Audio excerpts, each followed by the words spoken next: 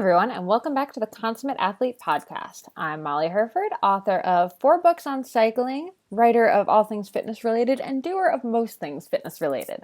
I'm here this week, sadly, without my co-host and husband, Peter Glassford, who is currently driving our van out to Tucson so he can get some training in before we hit California for a training camp. I, on the other hand, am over in Europe. I just went for a run in Amsterdam this morning, and last week I was cycling in Girona, so I can't complain too much about missing him.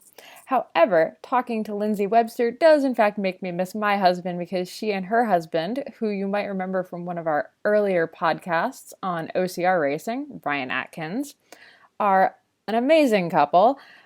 Ridiculously talented obstacle course racers, and I was so excited that we got to have Lindsay on the podcast. She's super fun to talk to about all things obstacle course or mud run related. She gives some great advice on how to train, how she trains, and which race to choose to do first, because frankly, I've loved the idea of obstacle course racing for a long time, but I'm a little bit nervous with figuring out, do I do a mud run, a Spartan race, a battle frog? Why is it named Battle Frog? Things like that. So she and I really get into that and which ones are beginner friendly, what kind of obstacles and what kind of ways around obstacles there are in each of them, and how to prepare the best. Moral of the story is run a lot and do a lot of burpees.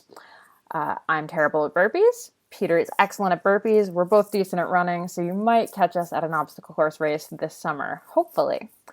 Anyway, enjoy this episode with Lindsay Webster. I know I loved chatting with her. Thanks for listening to the Consummate Athlete Podcast. If you're listening to this, we're assuming you're already well on your way to being the consummate athlete that you hope to become. And if you're already one of the healthy people, did you know that you can get a special rate due to an active and health-conscious lifestyle on your life insurance?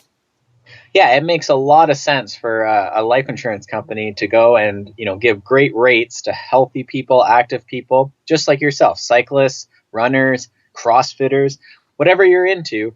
They're offering great rates for healthy people because for them, it's a win. We're seeing way lower risk of things like heart disease, lower risks of early death.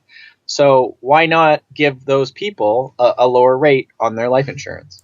Absolutely. If you want to check this out and test your health IQ over at Health IQ, visit healthiq.com/consummate athlete.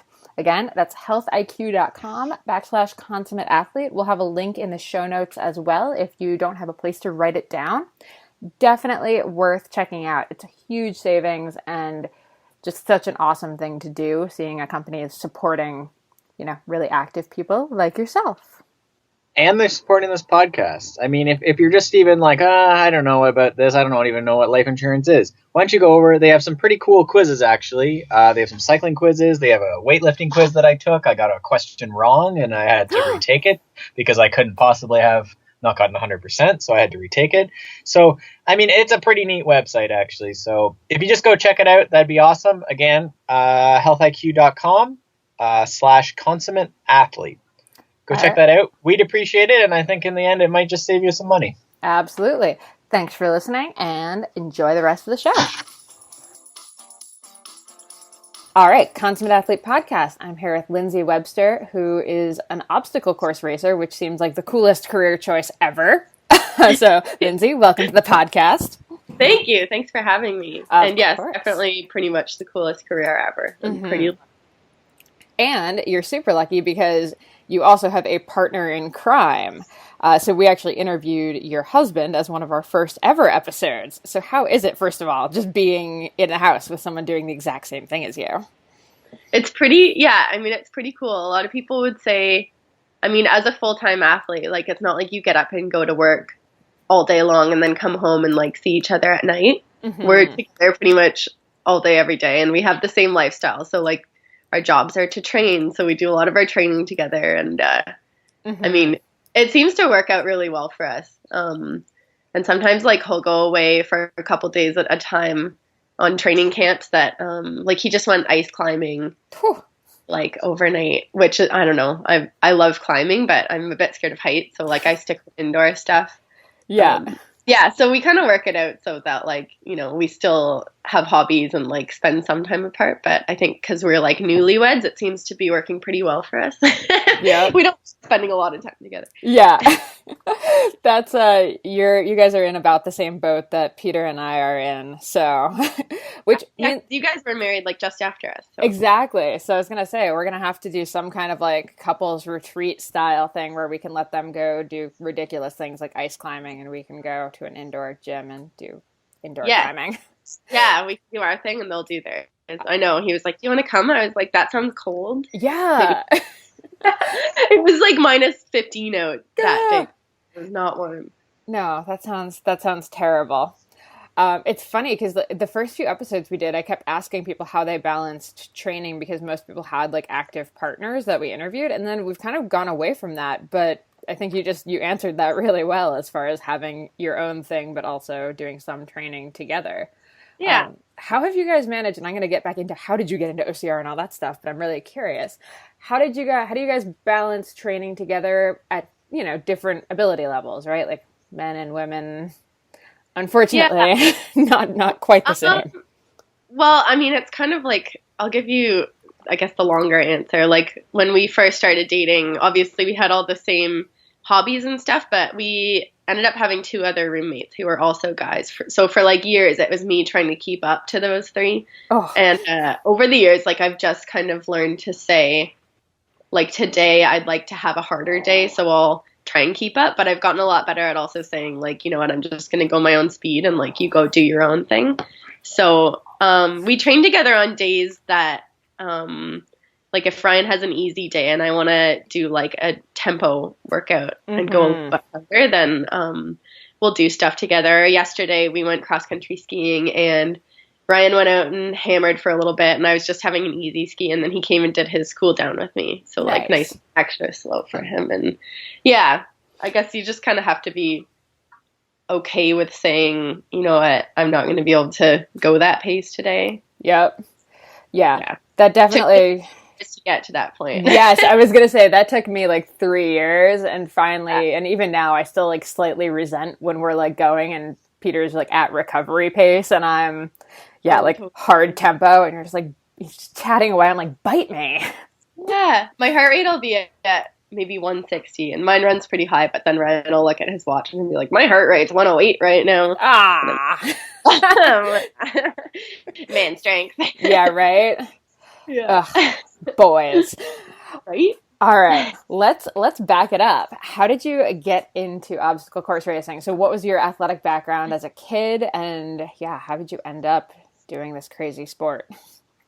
So as a kid, I mean, my parents had always had me enrolled in sports, and we'd go camping on weekends. We had a sailboat that we would basically live on throughout the summer. So I'd always been outdoorsy, and then I'd always been on like the cross country running team in school. And I guess when I was much younger, I figure skated competitively, and that took me right up till grade 9, so my first year of high school. Okay. And then I joined the cross country ski team at high school. We were lucky enough to have one. I feel the need to pause and point out that you're Canadian, so if anyone's been wondering why figure skating and cross country skiing are so prominent. Yeah, winter sports.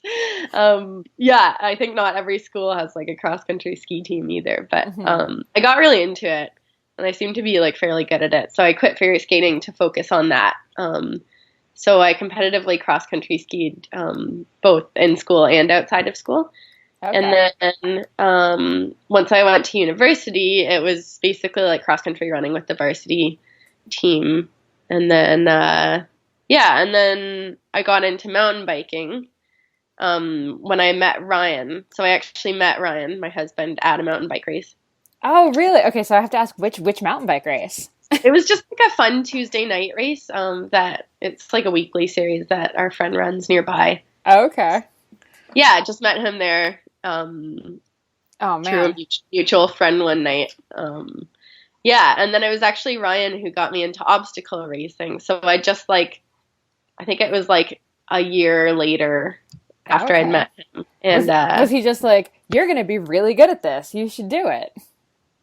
It was actually, so my first race was the Spartan World Championships in Vermont, Okay. which was like a massive race. I had no idea what I was getting myself into. But yeah, Ryan basically said like, "Oh, I think you'd do well. Like, I think you could podium, and there's prize money." And I just come off both like my mountain bike race season and my varsity cross country running season. Mm-hmm. So like, oh, sure, like, you know, I'll give it a shot. And I actually had like exams that day. So I basically, yeah, I think I wrote my exam at school. It was Friday and I left school at like 5 p.m. and I drove to Vermont and I arrived in Vermont at, I think it was like 3 a.m. or something. I finally got to bed and then we woke up at 5 the next morning to race. So I was like super sleep deprived. Anyway, I managed to finish fourth and I don't think I have ever been like so stiff and sore in my entire life. The next 2 days, I like could not move.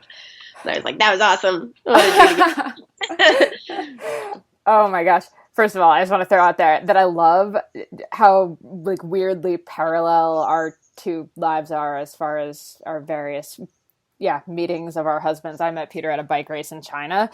That's so and funny. The rest was sort of history. And he and Ryan used to race together when they were younger, and he kept with the mountain biking. So that's sort of our trajectory has been towards cycling. And then Ryan got into OCR, and yours is toward OCR. And I love that. You guys are next, apparently. We've been tossing around the idea. We're training for Ironman Canada right now, but I think we're gonna roll the fitness from that and try the obstacle thing.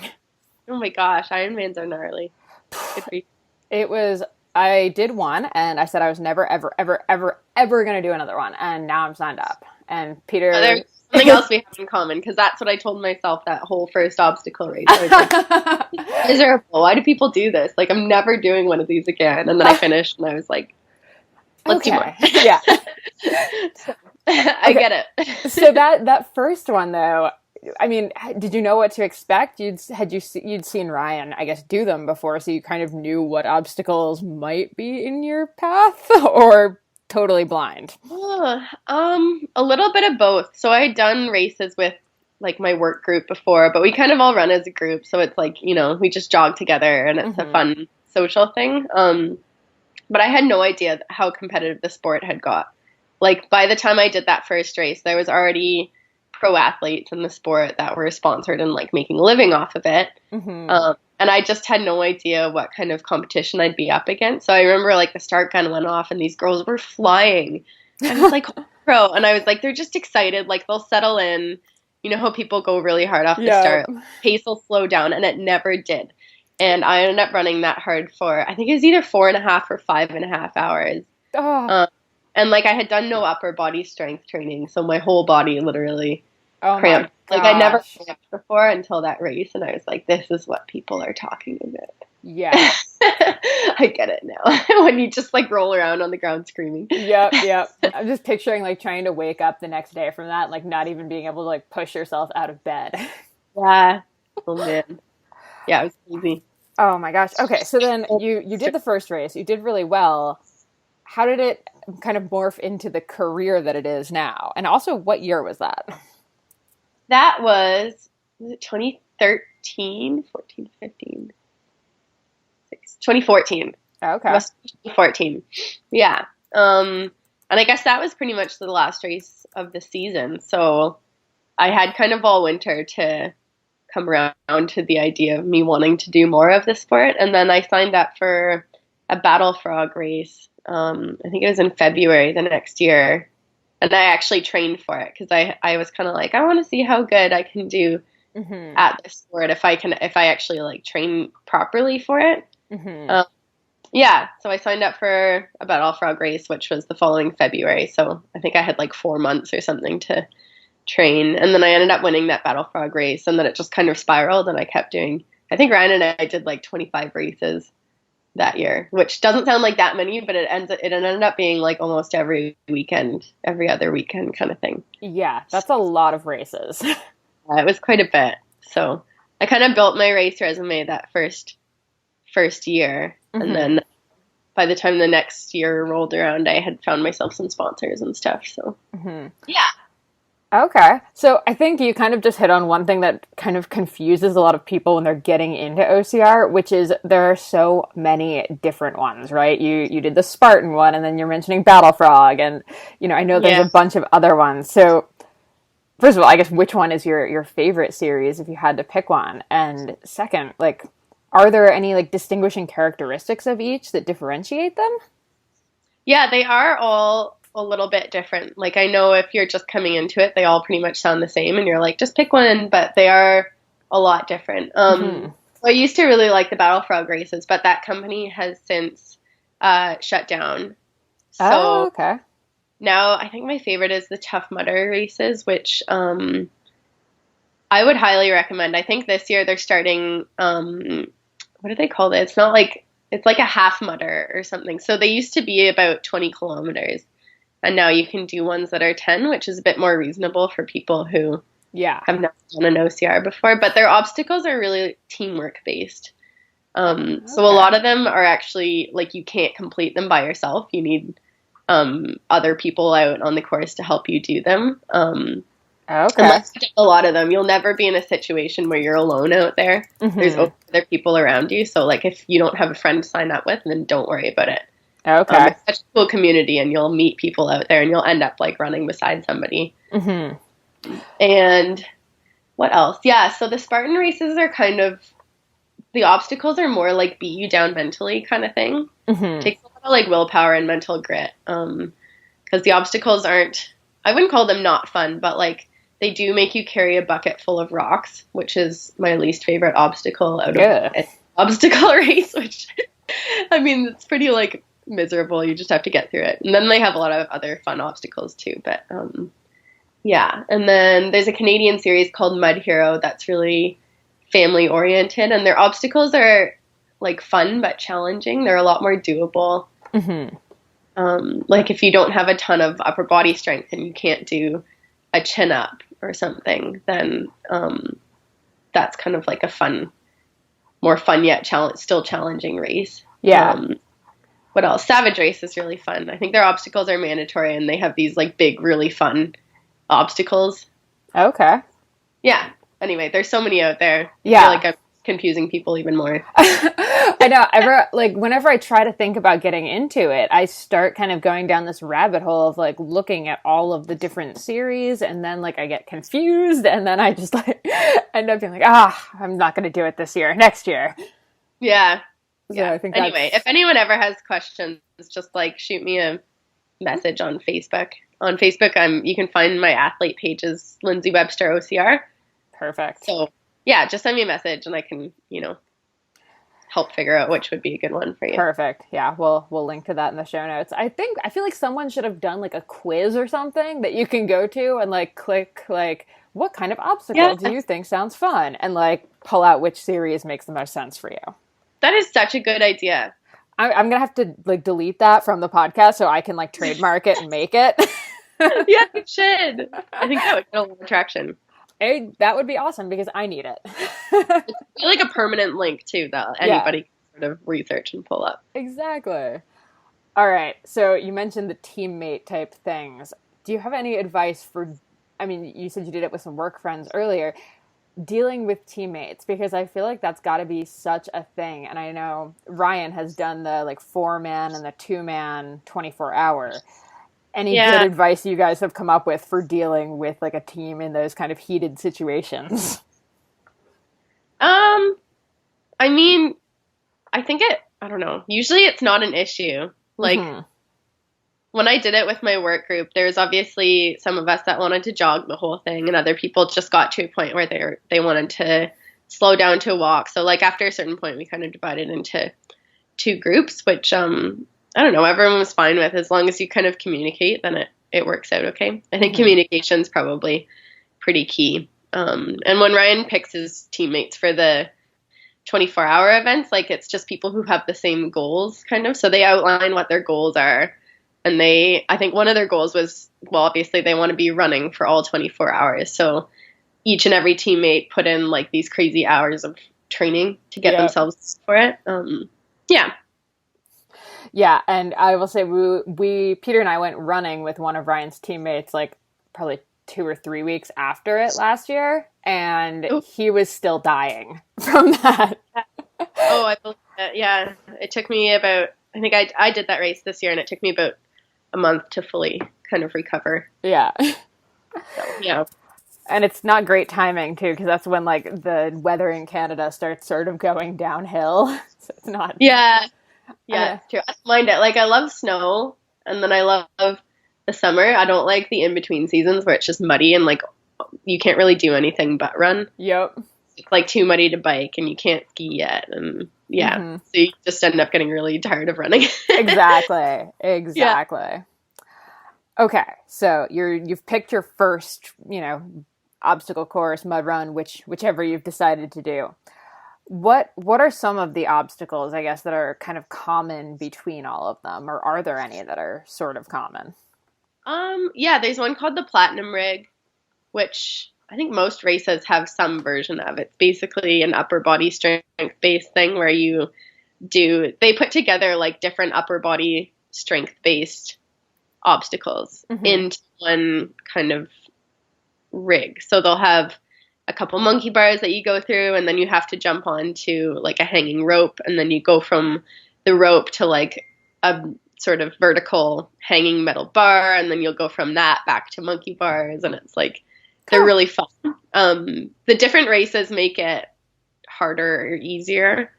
So like Spartan races is I think Battle Frog had the hardest ones. Tough Mudder has really fun ones that are still like challenging. Spartan has a fairly difficult one, although theirs is usually mainly like just ropes or rings. So depending on which, I don't know, like some races it's way harder than other races. It's not really that consistent. But and then I think with Mud Hero they have their Platinum Rig. There's like an option where you can use your feet through part of it if you still want to do it, but like you're not going to be able to hold yourself. Like if you have shoulder issues and you're not going to be able to get through the whole thing hanging by your arms. Yeah, and then there's like a side that's more difficult. Like they have different lanes that are different difficulties, which I think is really cool. So Okay. So yeah. for going into that, do you just go train on playgrounds that happen to have monkey bars? Ryan and I have a set that we made in our bunkie, which I guess it's kind of like a shed that the previous owners of our house converted into like a guest house. It's only a 10 by 10, so like 10 by 10 feet, so it's pretty small. But when we bought the house, Ryan immediately turned it into like a mini gym. So we have monkey bars in there, and there's like some hanging, oh my gosh, what do you call them? I don't know, just like hanging metal bars, and there's a rope. And Oh man. yeah, That sounds amazing. pretty Okay. I've also found indoor rock climbing extremely beneficial for like grip strength and upper body strength training. Now, have you guys started adding have you made a rock wall in that bunkie? There is one, yeah. We Nice. don't, like, rock climbing holds are surprisingly expensive, so we don't have a lot of them. So we don't use the climbing wall in there that often. Yeah. It's only like 5 feet tall, so. Yep. Yeah, my dad and I built one out in our garage, but yeah, same deal. It's got like maybe 10 holds on it. Yeah. And it goes up like 8 feet. So Exactly. it's great for, I guess, like hanging from it or just kind of practicing like moving your legs around and everything, but it's not really super ideal for actual like long workouts. Yeah, exactly. Do you kind of like try and combine it into other stuff that you do out there? Like, Yeah, I don't exactly. know, go from the monkey bars to the climbing wall and back to the monkey bars, which is pretty hard, but we never like just stay on the climbing wall. Exactly. I have like trainers set up out there and we have all our weights and everything, so it goes in with kind of whatever workout when I happen to be here anyway, which is few and far between. Hey, travel's a good thing too, though. Exactly. Yeah. Except it's hard to find. Like we found swimming and climbing are almost impossible when you're traveling for work a lot. Oh yeah, I believe it. How often do you just happen to like realize there's a climbing gym next to you and like then you're renting somebody's shoes and it's gross. Yeah. Ugh. Yeah, I find gyms even harder because like gyms want you to always buy a month membership or something. We'll try and find like hotels with, a gym in it, which usually like they're not all that stocked up with, kettlebells or whatever. But No, it's always such like a crapshoot, right? You're like keeping your fingers crossed for an actual like reasonable gym, and sometimes Yeah. it's just like a treadmill and like a yoga mat. Yeah, I think for you it's a lot harder because you're away for like a month at a time versus Yeah. or longer. Versus for us it's like a weekend, so we'll just make sure we do our strength training like the day before we leave and the day we come back. Yeah. I was so excited. I was in Germany last month and the gym there was nuts. Like full on like weight setups and like just really jacked German dudes working out, and then like me kind of like awkwardly in there on like a 1980s treadmill, like crushing it. It was great. That's awesome.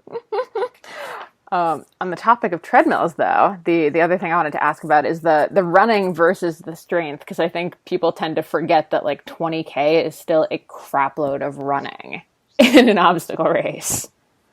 Yeah, that's a good point you make. Like a lot of people think that in order to be good at this sport, you have to just basically be strong. But I think that like the hard thing about training for this sport is that you have to find a fine balance between still being like able to run fast and being strong enough to get through the obstacles. Mm-hmm. Being big and bulky won't necessarily play to your strengths that much because obviously like the heavier you are with more muscle, then the harder it's going to be for you to be able to run, especially long distances. So so I think run training is probably the best kind of training that you can do for this sport. Mm-hmm. Yeah, absolutely. And then what was the hardest obstacle that you've ever encountered? Have you ever found one that just like is unbeatable for you at this point? See, for me, when I first started, it was those platinum rigs or monkey bars, especially when it was raining, because as soon as the obstacles kind of got a bit wet and muddy, then I didn't have the grip strength to be able to hold on to them. So that took a full year of like grip strength training. Every like 2-3 days to be able to build up the strength to do them. Now I don't usually have a problem with it. Yeah.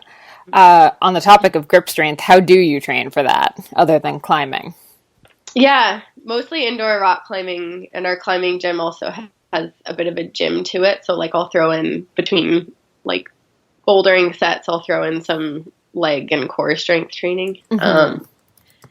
Other good ways to train your grip strength are obviously chin-ups are like pretty key. Dead hang, so you just hang by your fingertips for, 30 seconds or whatever you can do, and do like 4 sets of it. So give yourself a break between each set, do some other exercises, and then dead hang again. Mm-hmm. And farmer's carry. So like Ryan and I, you don't need any fancy equipment. Like Ryan and I bought jerry cans from Canadian Tire or like Home Hardware or something. Yeah. And we just filled them up with sand. So they're about 30 pounds each, and we'll just carry them up and down our driveway a bunch of times. So the neighbors think you guys are like building some kind of weird sand pit in your backyard or something. Or like, yeah, our cars are always really low on gas. There's yeah. Yeah. I like it. Now, do you ever do like kind of mixed things where you do running and stop and do some kind of like obstacle specific training and then keep running? I did a lot when I first started doing this sport, because it's a lot of people, or I can tell you for sure that when I first started doing the sport, I thought that the obstacles would be a nice break from the running, and like I'd be able to lower my heart rate and stuff. But oh god, I jack my heart rate up. So yeah.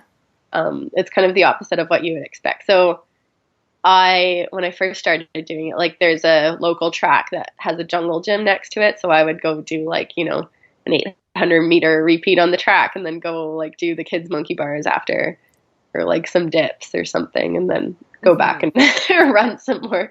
I used to do a lot of that. Now my body is more used to it, so it kind of knows how to react when it hits an obstacle. But it's definitely something that you want to train yourself to do. Yeah, because if I think about it, when I run, it's always at like a, like 140 heart rate, just like keep it steady. And then, doing weight stuff, it, jacks up to 170. So it's like, you've got to be ready to be able to up, down, up, down. Yeah. Even if like you don't have, a track and a jungle gym conveniently placed next to each other, you can just like do them on the local trails. Like, run hard for a bit and then do a set of 10 burpees and then run hard for a little bit longer and then Yeah. take 2 minutes easy and then kind of repeat it, or like do jump squats onto like a park bench, or like some tricep dips on the bench or something. Yeah. I'll tell you, after the last time you and I talked, I was on a run and stopped to do burpees, and I was totally thinking it was going to be like this really like badass, like I was going to just totally crush it and keep running and be fine. I almost died. Oh, so hard. It's so hard. So hard. Yeah, I know Spartan Race has like if you can't do one of their obstacles, you have to do 30 burpees, and it doesn't matter if it's like a sprint race or a beast, which is about, 5 times longer than a sprint race. You always have to do 30. So if you're in a sprint race, like your competitor's right on your tail, and you're trying to bust out these 30 burpees as fast as you possibly can, oh my gosh.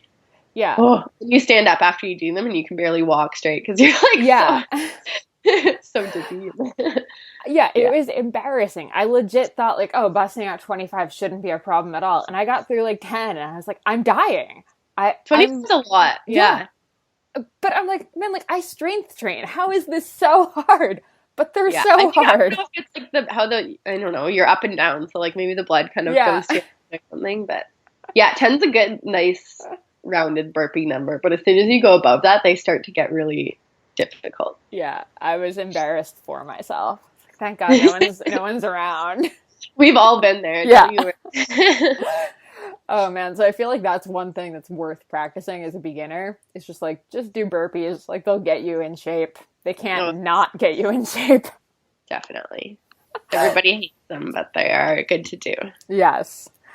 Now looking back on your first few races, is there anything you would do differently? Or are there any major mistakes that you are absolutely aware that you made?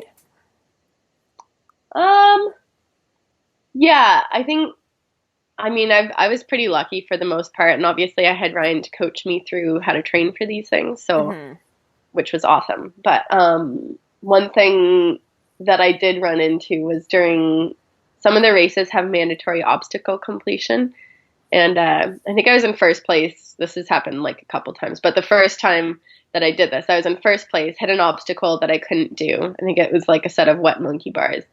And I fell off them, and then immediately went and tried them again, fell off again, kept trying over and over, and I just completely burnt out my forearms and grip strength. So yeah, and then obviously my competitors passed me and stuff, but you're in race mode, you're in a hurry, you're thinking oh, they're gonna catch me, but it's really hard to mentally take a step back and say okay, I have to let my arms recover for a couple minutes. Yeah, because your chances of, resting a bit and then going for it again and getting through it are a lot better than if your arms are tired and you're just going to try again right away. So, yeah, give yourself that time to kind of recover before you try again. That makes a lot of sense. Yeah, I learned pretty quick. Yeah, and I'm the same way. I would not have thought of that. I'd be okay, no, I can totally get it this time. Yeah, exactly. Immediately be down. Okay, so we're in sort of base season or about to begin base season right now. So what is a typical week, if you had to make up a typical week during base season look like? And then I'm going to ask you about during race season. So, I would say right now more strength training and definitely more sort of volume. So not as much hard fast runs, but a lot more long slow kind of stuff. So, yeah, right now, Ryan and I'll go to the climbing gym. I'll do strength probably 3 times a week, and it'll be a full body sort of workout. And then I'll always do one sort of long, slow thing during the week, whether that be a cross country ski for, 3-4 hours, or a 2-3+ hour run. I spent a long time working up to those hours, so I'm not telling people right, don't do this. They're long for you. Don't go out and be I have to run for 3 hours. If an hour is your long run, then stick with it. Yeah. And then usually throughout the week, I'll probably do 2 interval sessions, whether that be hill repeats or 1K or 1 mile repeats where I'm driving my heart rate up. Yeah. And then the rest is sort of just like cross training, like cross country skiing or biking, or like fun, easy runs and stuff. Yeah. Okay. So, yeah. Makes sense. And then what about during like an in season where you're racing a fair bit? What do the weeks look like? Yeah, I mean, yeah, it's hard to say. Yeah. Depends on if there's weekends off, etc., right? Less long, slow stuff. I'll probably do like one long run every 2 weeks instead of every week. And then a lot more high intensity stuff where I'm driving my heart rate up a lot more. I'll start doing like working my different systems. So instead of just doing threshold workouts where my heart rate's around, like, 80% of max heart rate, like long hill repeats or something, I'll be doing stuff like Tabata runs where it's like short 30-second all out speed running bursts where I'm like sprinting. Yeah. And that, like, 20 times in a row or something. So they're like short workouts, but they're really hard. And yeah, so basically for like speed running workouts, I'll probably do like 4 a week instead of 2. Okay. Yeah. That seems a little more reasonable. And what about post-race recovery? How do you handle that? Because I mean, I imagine you're trying to get a lot of stuff flushed to be back for, next weekend or the week after. Yeah. I mean, usually after a race, I would tell people like, go eat something healthy, and then you can like pig out later at night on, the ice cream that you've earned yourself. Yeah. And like go sit down, sort of put your feet up, for like at least a couple hours after the race. Ryan and I's favorite part of the races is to like talk to other competitors and the kids and stuff after. So we usually end up hanging around. Like even though our race will be over at 9, we'll hang out at the venue till like 3. Mm-hmm. We're pretty bad at like recovering after the race. We do that like later at night. Yep. Yeah. I get that. Yeah. And then I used to take a rest day after every race day. Mm-hmm. And then I guess this past year I was training for World's Toughest Mudder, which is a 24-hour race. So you want to get used to like exercising on tired legs. So I would train through it, and I would like always train the day after the race too. Okay. Now, I feel like OCR is still sort of like an unknown for coaches. So, I mean, how do you guys handle that? Do you have a coach that gives you advice, or are you guys just kind of running on experience and sort of seeing what works and what doesn't? Yeah, I mean, there are a few coaches out there, like Yancey Culp is one of them. He's really good. Mm-hmm. And there's definitely like online training programs like Ryan, and helps to run with John Albin, who's the OCR male world champion. They run like obstacle course .training, which is, there's no .com after, which is really strange, but it's out of Australia. So it's like a really weird URL. So if you type in www.obstaclecourse.training, okay. up. Yeah, and then Faye Stenning, who's like one of the best female racers, also just started a training program. I think it's online as well with like a friend of hers who's an Olympian track runner. Okay. So yeah, so there's a few out there. Ryan and I don't really have a coach, I think, because we've been, like Ryan comes from a competitive biking background and stuff. Mm-hmm. So we've been, training for so long that we kind of know how to set ourselves a program. Mm-hmm. But yeah, for those who don't know, those are like some good outlets. Yeah, no, that's perfect. We'll make sure we link to those. Because I think that's just one of those things is a lot of people think it's a cool idea to start it or, want to try one, but just have no idea like how to handle any of the training. Oh yeah, exactly. And it's super intimidating. Like it is, yeah. Yeah, we know a lot of people who we'll tell them like running is the best training, and then they'll just go out and run hard every day for like 30 minutes at max effort, and then they'll sort of start to get injuries or get really tired, and we're like, no, like those long ones are just as important as the hard ones. Yep. Yeah, and if you do more than like 4 hard runs per week, you're really gonna burn your body out. It's hard for your body, like it's pretty taxing on your body to do that stuff. So yeah. And speaking of taxing on your body, How do you guys handle, first of all, in race nutrition, but then also like outside of the race? You mentioned eating well after the race, but yeah, what does that look like for you guys? Because I have to imagine the level of intensity and the volume that you guys put in and the strength training, nutrition has to be so dialed to make that all work right. Yeah, I guess so. I have a habit before races, like this started way back in high school, where I eat beets because they're a vasodilator, so it actually allows your blood to like hold more oxygen, which, you know, then it can get to your muscles, which helps when you're racing. So yeah, I used to like cook beets like a maniac. Now I've discovered Beet Elite, which is awesome. It's called Beet Elite, and you can just like you mix it into water, and it's processed in such a way that like it doesn't take any of the nutrients out of the beets and stuff. So it's like pretty pure form of it. I mean, it doesn't taste that great, but like for me, it's a lot more awesome than having to cook beets and eat them like every night and morning. Totally. So much easier. Yeah, I will also add the caveat though. I know a pro who will remain nameless that gave himself the worst blood sugar spike I have ever seen someone do by chugging a thing of beet juice after a ride, like as his recovery meal. Oh, gross. Like on the floor, he was, this was a few years ago, right when beets were like very in, but yeah.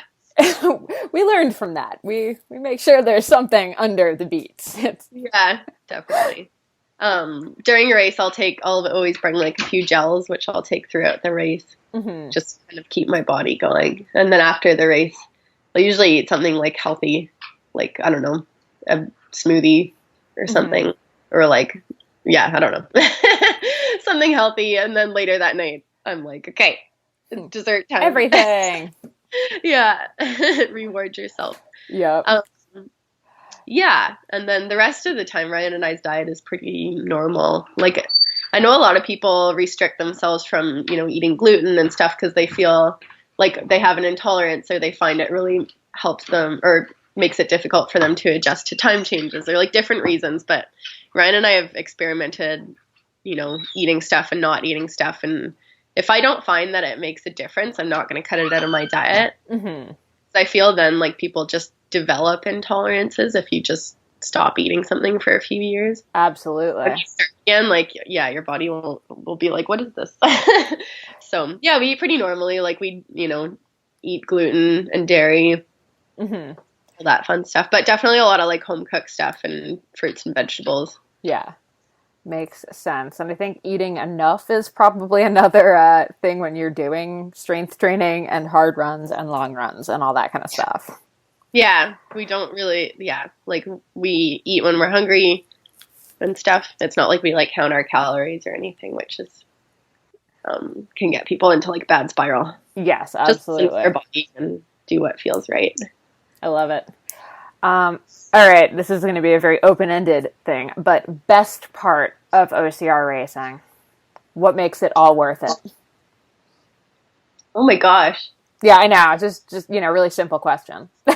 I don't know. Like people always say like, oh, you're so inspiring, but I actually find a lot of the other people in the sport inspiring. There's so many people who do this sport who, you know, are cancer survivors or have like come off a car accident where they almost died and were told they'd never be able to walk again or something like that. Like there's so many racers out there who just go put themselves through these races because they can, which is really cool. I found that really neat with like the World's Toughest Mudder 24-hour race. Like there are so many people who would go out for 24 hours to run just because they could run.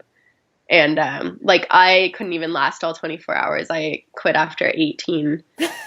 So I'm pretty mad at myself for, but like some people don't do half the training that I do and they will stay out there the whole time and they're just like, you know, thrilled about it. Yeah. So I find that's like the best part of the racing to me. Totally. Will you go back for the 24 hours next year to try to hit all 24 of them? Yes, definitely. I'm going to take another shot at it. Awesome. Yeah. What does your 2017 season look like? A bit different. This past season and the one before actually were focused on a bit shorter races, usually around like hour and a half, 2 hour races. This season I'm kind of transitioning to like longer stuff. So I'll do the World's Toughest Mudder again, which is the 24-hour one. Tough Mudders come out with these 8-hour races. I think it's a series of 6 different races, and each race is 8 hours long. And it starts at midnight, and it goes till 8 a.m. Yeah. So, yeah. Sorry, excuse me. So Ryan and I are going to try and do all of those races. I also want to try a bit more stuff that's like outside my comfort zone that isn't just obstacle racing. Like I might do some more bike racing and some more. Last year I did like the North Face 50-mile race. I want to try and do it again this year and like beat my time. So yeah. Nice. You should definitely do the Xterra triathlon at Kelso. So mountain bike trail run. Do that in June. It's going to be awesome. I really stink at swimming, and I'm not motivated to get better because I don't like swimming very much, to be honest. Well, they have a duathlon option, so you could always do run, bike, run. That's fun. I feel like I would do the try and just sort of put myself through the swimming because, again, it's like putting myself outside my comfort zone and like trying something that I've never done before. Yeah, and if you're doing one, that's a sweet one because the water is super clear and super nice. Is it nice? Okay. Amazing. It's gorgeous. Yeah. We'll be there. Peter's going to be doing that one as like his first swimming race. So well, I can contact you for training tips about that one. we can trade training tips. It'll be great. Yeah, that sounds perfect. Because I'll need some. All right. Where can people find you on the internet? Mention your Facebook page again, and is there anywhere else? Yeah, my Facebook athlete page is, I guess, facebook.com/Lindsay Webster OCR. Lindsay is spelled with an AY. Perfect. And then Instagram, my Facebook page is a lot about training and stuff. My Instagram is lots of like pretty pictures, and it's more just an illustration of like me and my daily life. So it kind of depends what you want to follow. My Instagram is Lindsay Dawn Webster. DAWN for Dawn. And then Twitter is Lindsay D. Webster. Perfect. Yeah. Awesome. Well, Lindsay, it was great catching up with you. Thank you again for taking the time to chat. And now I think we're going to have to sign up for one of these OCR races. Hopefully. Let me know which one you guys are at and I'll be there. Absolutely. And we'll be up in Ontario this summer. So we should plan a girl boy training camp weekend or something. That would be so fun. Yes.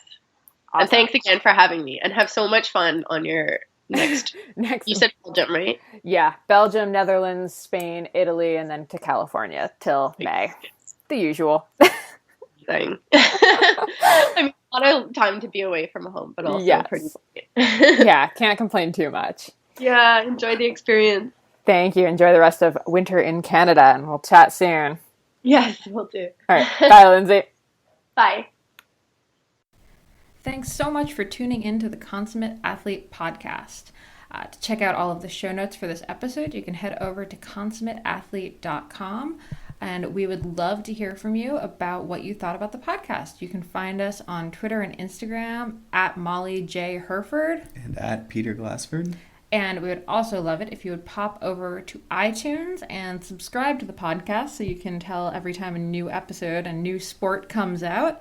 And if you would leave us a review, let us know how you're liking it, how we're doing, if there's anything you'd like to hear more of, that would be amazing. And you can find us over on Facebook now, facebook.com/consummateathlete.